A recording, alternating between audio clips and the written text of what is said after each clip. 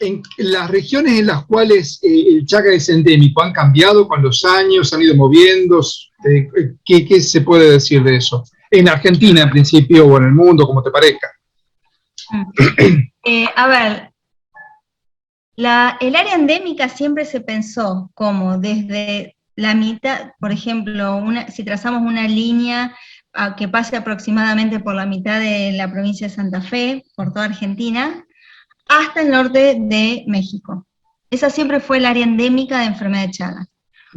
Hoy ya se sabe que Estados Unidos tiene muchos casos, ¿sí? Incluso se han detectado vinchucas infectadas, ¿sí? Porque ese es otro tema. Por ejemplo, en nuestra región, en Rosario, puede haber vinchucas, pero no están infectadas. Raramente hay vinchucas, pero puede haberlas.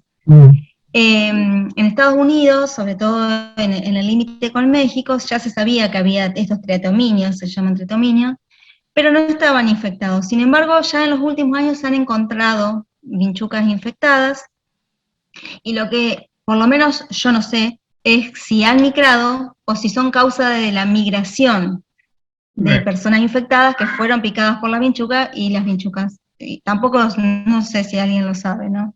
Yo personalmente no lo sé. A punto tal que hoy muchos consideran el sur de Estados Unidos también como una área endémica, porque ya hay un gran número de infectados. Ese sería, si hablamos de área endémica. Ahora, la enfermedad de Chagas hasta hace unos años, vos la pensabas solo como esto, América Central, América del Sur, ahora un poquito de Estados Unidos, un poquito en área, pero representa un número muy importante, de arriba de los 400.000 personas infectadas en Estados Unidos. Ahora, ¿qué pasó con todas las migraciones que hubo en los últimos 20 años?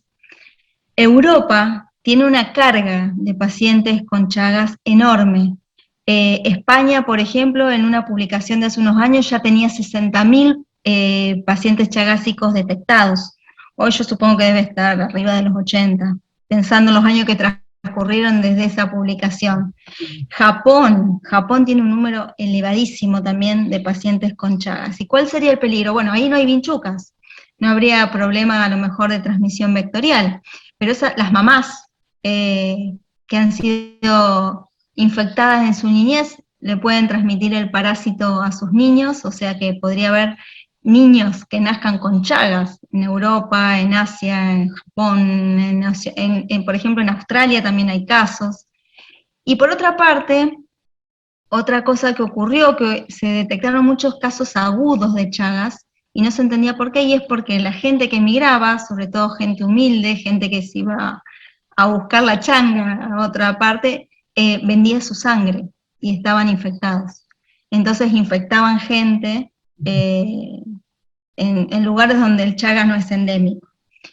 Y la tercera causa es la donación de órganos. La donación de órganos de pacientes con Chagas a pacientes que no tenían Chagas y que obviamente no se les realiza el test para detectarlo, porque al no ser una enfermedad endémica pasaba totalmente desapercibida, y eso generaba un brote agudo en el paciente receptor. Entonces, hoy ya, a pesar de que decimos que la enfermedad de Chagas es típica de América del Sur, ya hay tantos casos en otras partes que la enfermedad ya empieza a tener un aspecto más global, más allá de que cambie, digamos, la causa inicial de la infección. Entonces, esto está abriendo muchas alertas. Por ejemplo, en España, hoy por hoy, se hace la serología para Chagas. Y en otros países también se está empezando a adoptar la misma medida, sobre todo cuando la persona viene de América del Sur o de México, etc. Sí, la lactancia todavía se duda de la lactancia, ¿sí? Porque hay algunos casos registrados viejos, pero aparentemente fue por lastimadura y no tanto por la leche. Pero sí por lo que se llama transmisión congénita o vertical. Entonces, esas mujeres no tratadas con Vesnidazol en su juventud, en donde podrían haber, digamos, tenido una buena cura, a pesar de que no tienen el parásito en sangre, transmiten el parásito a sus hijos, y eso, bueno, hace que la enfermedad aparezca en áreas donde no son endémicas. En realidad la transmisión se da por placenta o en el canal del parto en el momento del nacimiento. Y te digo, hay en algunos libros incluso encontrás lo de la lactancia, pero eso estuvo siempre muy discutido, algunos dicen que es por lastimadura, o sea, sigue siendo por sangre y no por leche.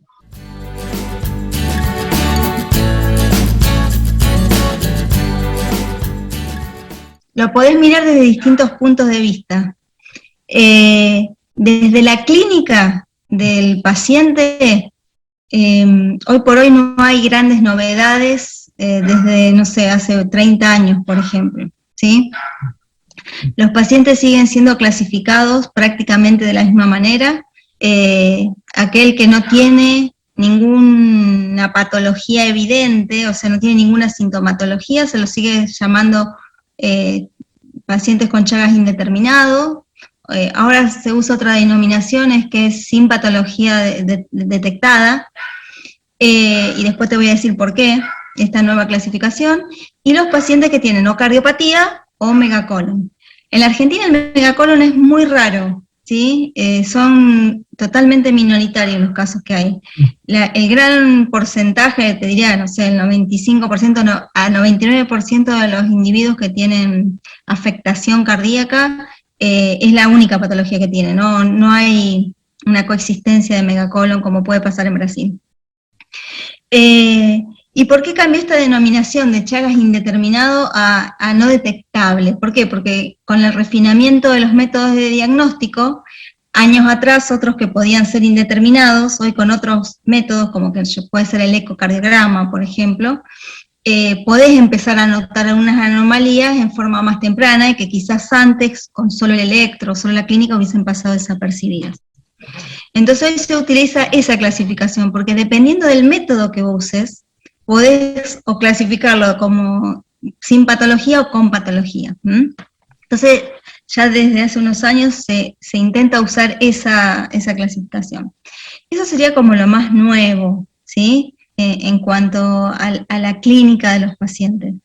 Desde el punto de vista de la biología del parásito, si bien se avanzó muchísimo, también hay muchas cosas que no se saben.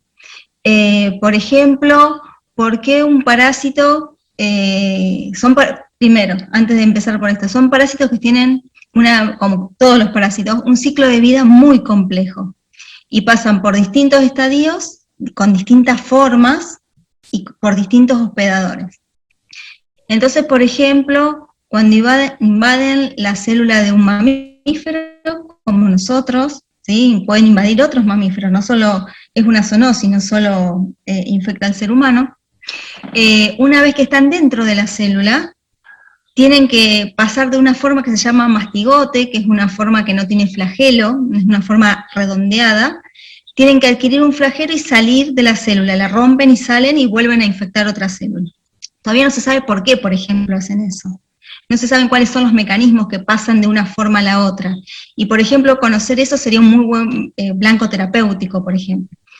Después, otro de los avances que se hizo es que se pasó, por ejemplo, también a partir del advenimiento de nuevas técnicas de biología molecular, se determinó que los pacientes chagásicos crónicos, aquellos que hace 30, 40 años que están infectados y que se decía que ya no tenían más parásitos, que todavía tienen una carga parasitaria. Eso obviamente son los métodos de biología molecular los que determinaron que un paciente chagásico, inclusive hasta el momento de su muerte, puede tener parásitos todavía en su cuerpo, que no son detectados en sangre, que ese era el método anterior de detección.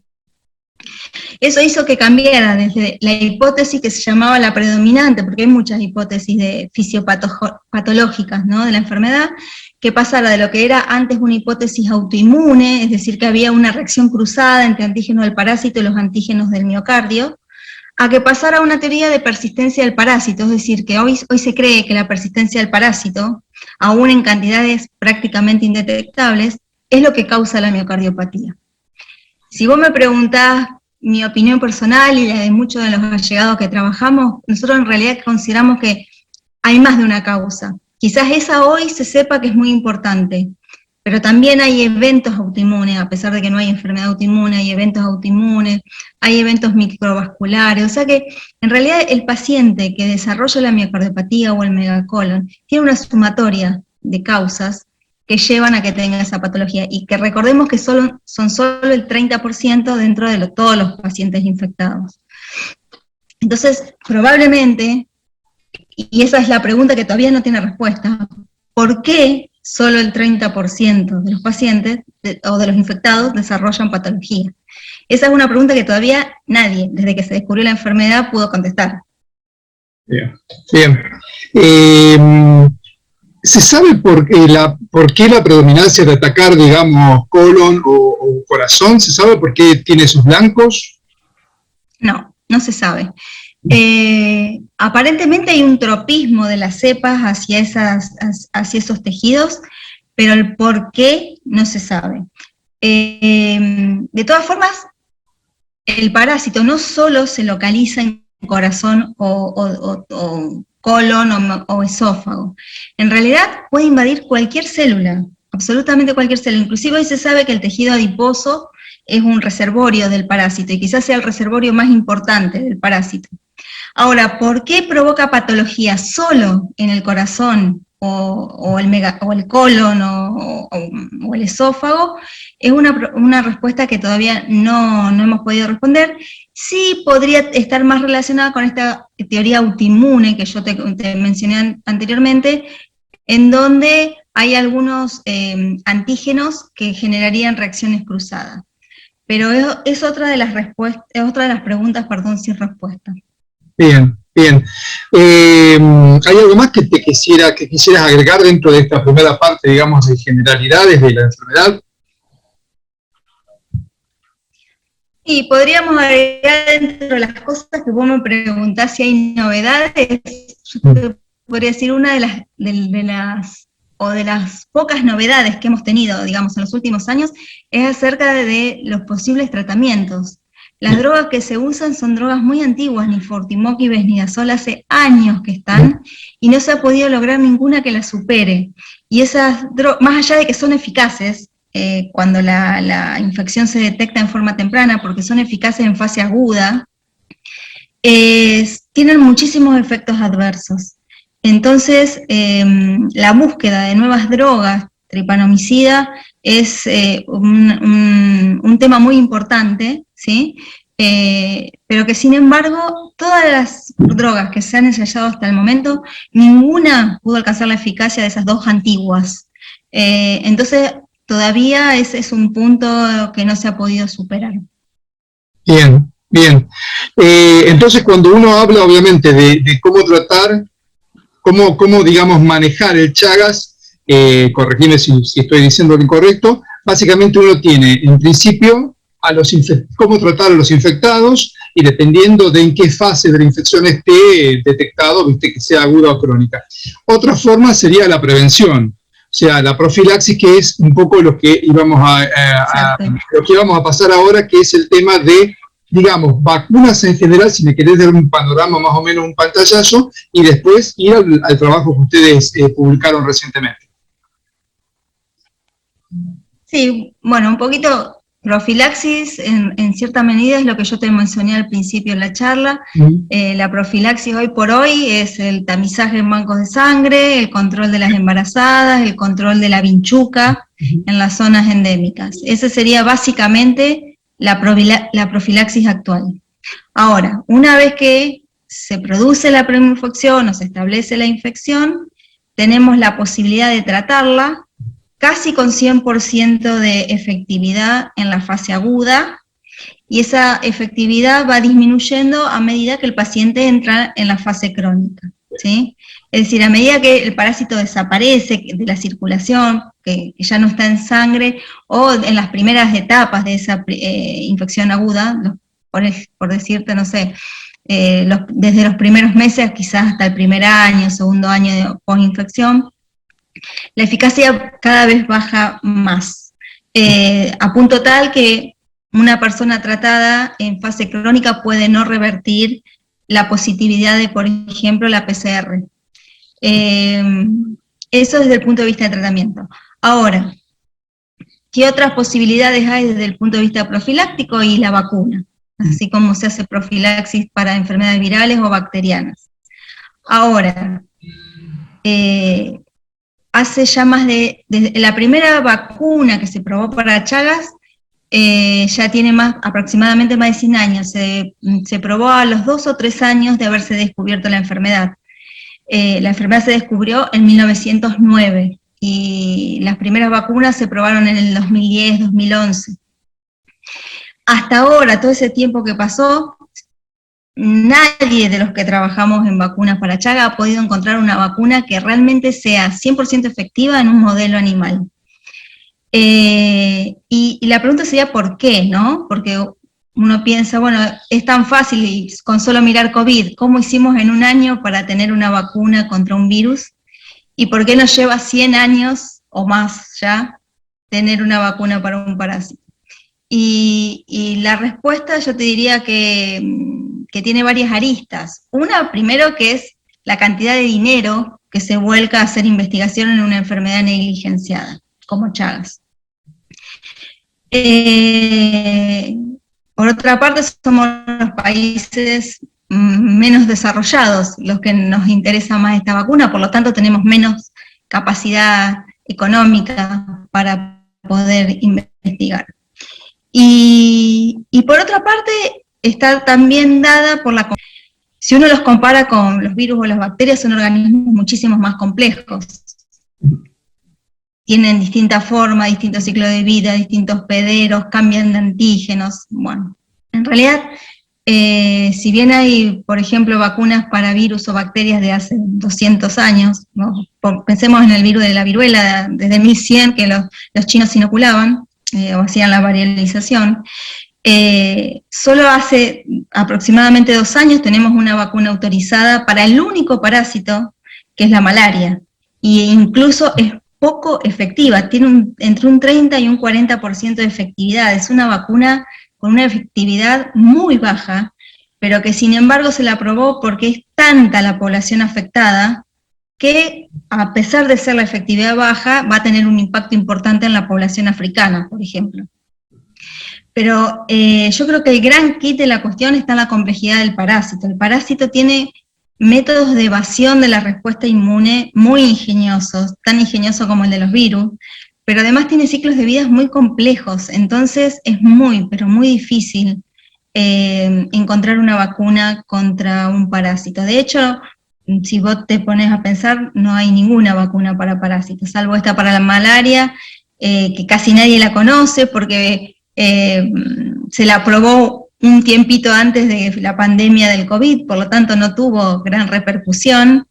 Es una vacuna muy compleja, tuvo años y años, compleja desde su punto de vista de composición. Tuvo años y años ensayándose con idas y vueltas, porque esta baja efectividad hacía pensar a los organismos reguladores si realmente valía la pena la inversión, ¿no? O el balance entre costo-beneficio de aplicar ese tipo de vacunas. Y bueno, yo creo que igual para la vacuna del Chagas, sinceramente creo que falta un tiempito, nos estamos acercando, cada vez se van refinando más los modelos experimentales, pero como vos bien sabés, pasar de un modelo animal a un ser humano no es lo mismo. Así que bueno, yo creo que hay que seguir trabajando, las nuevas tecnologías probablemente aporten un avance importante. De hecho, las mismas tecnologías que se están hoy aplicando las vacunas para COVID en seres humanos, también ya se estaban ensayando hace unos años para Chagas, pero no con resultados muy satisfactorios tampoco. Siempre esto de nuevo, el parásito es muy complejo. De todas formas, yo creo que los avances que se van a producir a nivel tecnológico y también de conocimiento, si nosotros pudiésemos conocer algunas cosas más de la biología del parásito, seguramente podríamos atacar un poquito más por algún aspecto de estos. Y por otra parte también necesitamos de mayor inversión, o sea que los países más desarrollados, como sabrás y que como supongo que todo el mundo sabrá si escuchó todo lo que pasó estos años, lo que costó el desarrollo de una vacuna, entonces bueno, se necesita más inversión, sin dudas. A pesar de que en los países de Sudamérica la enfermedad de Chagas es una enfermedad que tiene un gran financiamiento, pero a pesar de eso es insuficiente. Bien, bien. Bueno, ¿querés contarme un poquito entonces ahora más específicamente del trabajo que ustedes hicieron con este prototipo de vacuna? Bueno, yo te cuento un poquito cómo empezó todo esto. En el instituto, ya hace más de 10 años, a través de una colaboración que se hizo con un grupo belga, se había aislado una proteína del parásito que ya se sabía que era muy antigénica, es decir, que se sabía que despertaba una respuesta inmune muy importante tanto en seres humanos como en animales, y a partir de ese antígeno que se llama transcialidasa, se empezaron a hacer algunos ensayos en animales. Ese primer trabajo, digamos, fue la piedra fundamental en nuestro grupo, ¿sí? Pero hay muchos otros grupos que trabajan en vacuna, incluso hay algunos que trabajan también con este antígeno. Posteriormente empezamos a colaborar, te diría que codo a codo, con un grupo de Santa Fe que está a cargo del doctor Iván Marcipar. Ella tenía experiencia también en vacunas para Chagas, pero utilizaba otros tipos de antígenos y otros tipos de adyuvantes, y a partir de ese momento empezamos a colaborar. Y en aproximadamente el año 2013, incorporamos a Iván Marcipar, a Cristian Magni, que venía de otra rama, y con el que yo ya había trabajado también en una vacuna, que él trabajaba en bacterias lácticas, y lo que hicimos fue pensar, utilizar a una bacteria que no era patógena como vector. Y como ejemplo te doy el ejemplo de las vacunas para COVID también, por ejemplo la Sputnik o la AstraZeneca, que utilizan como vector a un adenovirus. A nosotros se nos ocurrió usar como vector a una bacteria no patógena que está en el alimento, pensando que podíamos inmunizar a través de un alimento también. Esa fue como la idea loca que tuvimos en su momento, por decirlo así, una idea loca. Y bueno, pudimos desarrollar la bacteria transgénica que expresaba el antígeno, y también le agregamos, y esto fue bastante innovador, la expresión del adyuvante. En general el adyuvante se coloca aparte, pero en ese caso lo pusimos a la misma bacteria, o sea, en realidad logramos que la bacteria sobreexpresara un gen que ya tenía y que actuaba como adyuvante, porque justamente el adyuvante es un segundo mensajero bacteriano. Entonces la propia bacteria lo podía producir.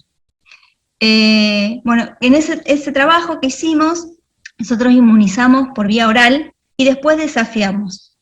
En la inmunización logramos muy buenos niveles de inmunización, pero cuando infectábamos no lográbamos muy buenos niveles de control del parásito. Entonces, lo que hicimos fue decir, bueno, probablemente sea el pH ácido del estómago, lo que ya se sabe, por alguna razón no hay tantas vacunas orales, salvo la Sabin, por ejemplo.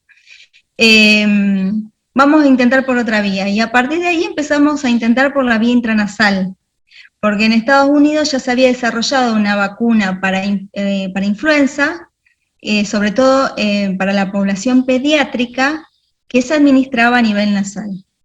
Y ahí empezamos a hacer pruebas de varios prototipos, desde la bacteria que habíamos generado en forma transgénica, la bacteria muerta, el antígeno purificado con el adyuvante por otro lado, la transcialidasa purificada en otro tipo de bacteria. Ensayamos varios modelos. Este trabajo que publicamos ahora es la transcialidasa purificada de Lactis, lo cual tiene a su vez un beneficio, porque la mayoría de los ensayos, no estoy hablando de pruebas en humanos, pero sí los ensayos que se hacen en ratones, en general cuando se usa un antígeno recombinante provienen de Escherichia coli, y pueden tener contaminación del EPS. En cambio la Lactis es una bacteria gram positiva y no tiene el EPS. Entonces ya es como que avanzamos un pasito en la calidad del antígeno. Bueno, y en este caso lo que hicimos fue mezclar ese antígeno purificado con este adyuvante proveniente de las bacterias, que se llama diMP cíclico, y lo administramos por vía nasal. También usamos otro adyuvante que se llama ISPA, y el ISPA es una creación justamente de Iván Marcipar, que se basa en un adyuvante muy similar llamado Iscomatrix, cuya producción obviamente es una marca registrada. Este adyuvante se llaman adyuvantes tipo caja, porque justamente arman como una estructura de cajita redonda, en la que pueden insertarse en su interior los antígenos, y los van liberando de a poco, por lo tanto resultan más antigénicos. Entonces probamos estos dos adyuvantes por separado, junto con el antígeno, y lo que vimos es que si bien ISPA generaba una muy buena respuesta, la de diamep cíclico era muchísimo superior, y a punto tal que en algunas vueltas experimentales directamente no detectábamos parasitemia. Controlaba muy pero muy bien el parásito cuando la vacuna se administraba por vía nasal, es decir, y no solo cuando yo hablo de vía nasal me refiero a por vía de mucosas, ¿sí? O sea, las vacunas que se inyectan, ya sea intramuscular o subcutánea, se dice que son vacunas sistémicas. En cambio, la que se administra en mucosa es una vacuna que va a generar un tipo de respuesta inmune totalmente diferente. Y bueno, y logramos justamente con esta administración controlar al parásito durante la fase aguda, por lo menos en términos de parasitemia, porque cuando hicimos el control de esa carga muy chiquitita que sigue manteniéndose en el tejido, la seguimos encontrando. Pero el hecho de disminuir tan bruscamente la carga parasitaria es muy importante, porque seguramente eso va a disminuir el daño cardíaco crónico. Entonces, si bien no hemos tenido el éxito que uno espera, y que no es obtenido nadie hasta ahora, sí pudimos bajar muchísimo la parasitemia, y para nosotros eso es muy importante. Ahora lo que estamos haciendo son las pruebas en animales crónicos, es decir, con infección a 100, 180 días post-infección, para ver si justamente esa vacuna que disminuía muchísimo la carga parasitaria durante la fase aguda, también mantiene durante la fase crónica y también evita la miocarditis crónica. Los ensayos que tenemos hasta ahora no publicados muestran que sí, que disminuye. Pero bueno, todavía nos faltan una vuelta experimental más para poder terminarlo y publicarlo, pero por ahora son bastante alentadoras. Ahora, yo siempre digo, desde el punto de vista científico son alentadoras. De ahí a pasarlo a una prueba en humanos, hay todavía hay que esperar bastante, hay que tener pruebas más robustas, y obviamente después hay que hacer muchas otras pruebas antes de pasar a los seres humanos. Yo creo que hay que esperar todavía para tener una vacuna para Chagas, pero yo sinceramente creo que algún día se va a tener. Los colaboradores te los nombré, que el doctor Iván Marcipar de la UNL, Cristal Magni de la IBR, bueno, y todas mis becarias, ¿no? Bien, o sea que sería un trabajo conjunto de estos tres grupos, lo que se publicó en el trabajo sobre la vacuna nasal. Sí, en realidad el trabajo más fuerte que hicimos entre los tres fue el de esta bacteria transgénica que te comenté anteriormente, que fue como el pie. Después sí, este último trabajo estuvo casi todo a mi cargo, pero obviamente con la colaboración de ellos, porque seguimos haciendo cosas en paralelo, cada uno más en su área, pero sí, la colaboración sigue estando. Está bien, bueno, muchísimas gracias a vos también por prestarle atención a lo que hacemos y a divulgarlo, y bueno, nosotros la verdad que nos gusta lo que hacemos, lo disfrutamos, y estamos muy contentos con los resultados que estamos obteniendo.